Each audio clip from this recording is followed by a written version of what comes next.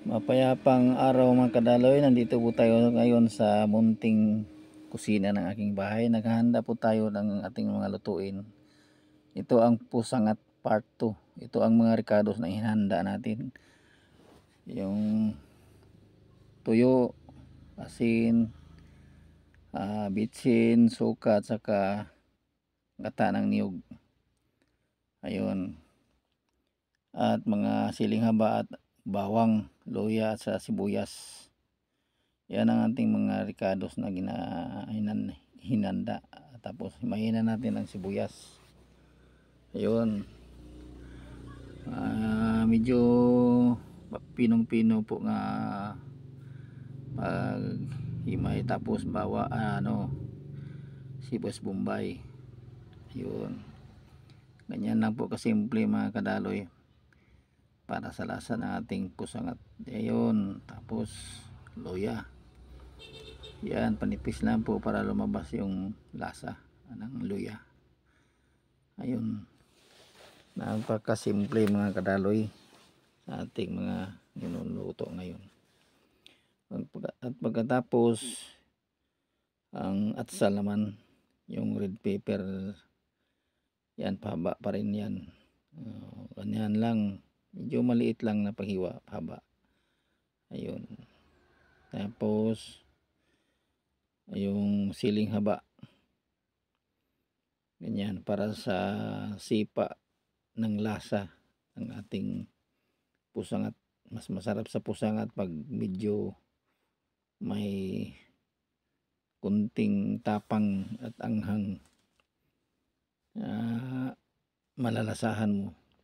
Pagkatapos, ayun naman, durugin naman natin yung bawang. Yan, bawang po yun. Ayusin, durugin ng mabuti para lumabas yung lasa. Himayin ng maayos. Yan, balatan, tanggalin yung balat. Tapos hugasan ang pusaw, talbos ng pusaw yan. Yung unang inilagay natin sa pinggan.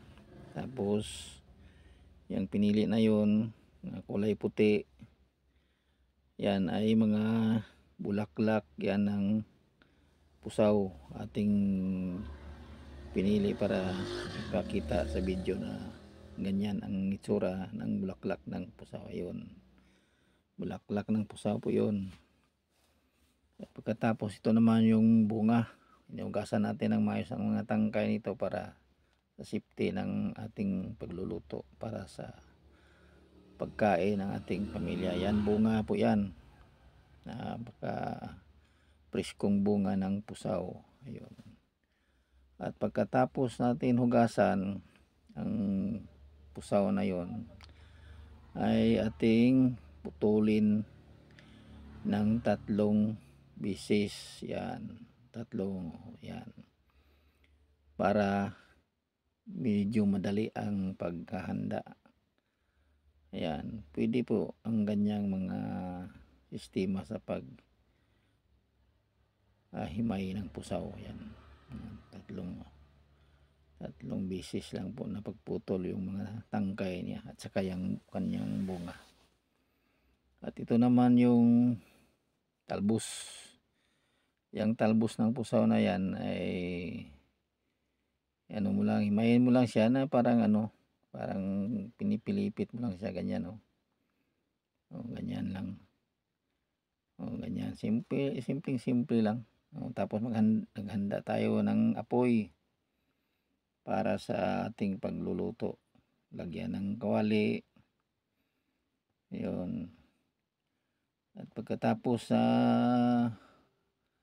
lagyan ng tubig saka mga ricados, ilagay natin ang pusaw. Ayun, lagay lahat. Ang ilalim niyan ay mga ricados. Pagkatapos, ating takpan ng takip ng malaking kaldero. Yan, maghanda naman tayo, nag-ihaw tayo ng tuyong dilis para sa dagdag na lasa ng ating pusangat. Mas masarap kasi pag may mga hinahalo kang tuyo kaya bagoong. Mas maganda po yun. Yan, gata po yun. Gata ng niyog. Yan ang magkukumpleto ng pagluluto sa pusaw. Yun. Pagkatapos, lagyan ng suka. Suka. Kahit anong uri ng suka, pwede yan. Ilagay ang hinimay na tuyo. Madilis. Inihaw natin. Pagkatapos, lagyan naman natin ng bitsin, tapos ayun, ano na, lukayin. Lukayin na, lukayin. Halukay lang na halukay para mahalo siya ng maayos. Ayan.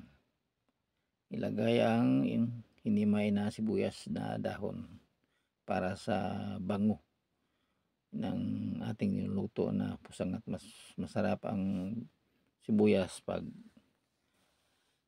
nilagay mo siya na pahain na ganyan. Luto na, handa na para na ito sa ating pamilya. Handa na ang ating pusang at lutong luto na, bangong bango. Wala kang masabi sa sarap. Sarap na masarap. Lasang lasa mo ang tuyo na hinalo, tapos yung mga ricados na kumpleto. Yun ang nagpatindi ng bango sa pusangat.